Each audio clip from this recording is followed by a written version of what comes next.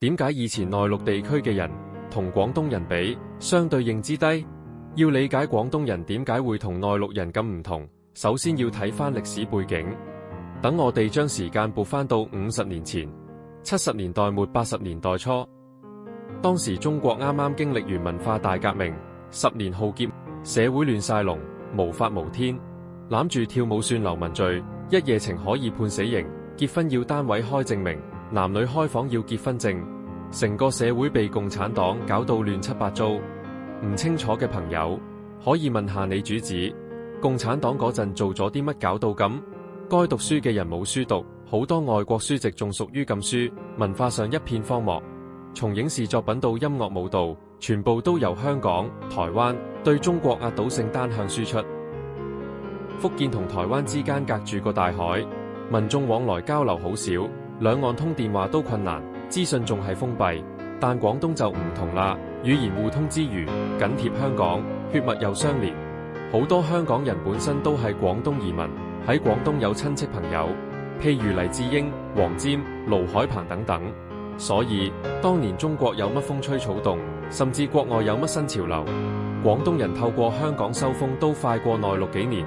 嗰陣時嘅廣東人睇住香港電視長大，聽住香港歌手唱歌，睇住香港戲學做人。電視劇《霍元甲》《大地恩情》《為人師表》《新紮師兄》一套又一套，潛移默化影響咗幾代廣東人。而香港文化講求禮貌、專業、尊重知識，廣東人就係咁被帶起身，有咗見識，有咗世界觀。香港嗰陣經濟蓬勃，開放自由。80年代，香港人月入幾千蚊，中國人仲得幾十蚊。香港人講緊飲食健康，少啲牛油多食蔬菜，內陸啲人連牛油係乜都唔知。呢啲差距唔止喺金錢，仲喺整個生活層次同思想格局。我仲記得以前喺廣州隔離屋嫁女，有親戚喺香港，男方居然派賓士車嚟迎親，屋企有電腦有傳真機，嗰陣係80年代啊，普通廣州人窮到固定電話都冇，要去到90年代中期先開始普及。嗰陣各行各業嘅人都夢想去香港發展。我以前學設計，師傅都話你做得好，可以去香港揾食，大有前途。所以講到底，廣東能夠早一步開眼界、識世界，全靠香港嘅文化滲透同埋經濟帶動。廣東人之所以早一步覺醒，唔係天生聰明，而係佔咗地利，近香港就係最大嘅優勢。不過，呢種優勢喺1989年6月4號天安門大屠殺之後開始式微。原本離香港近嘅廣東，只要裝個接收天線就可以同步收睇香港電視，結果全部被中共政府勒令拆除。所有香港電視節目都被中國實時監控，一有官方覺得唔妥嘅內容，就即刻中斷播放，甚至改放廣告。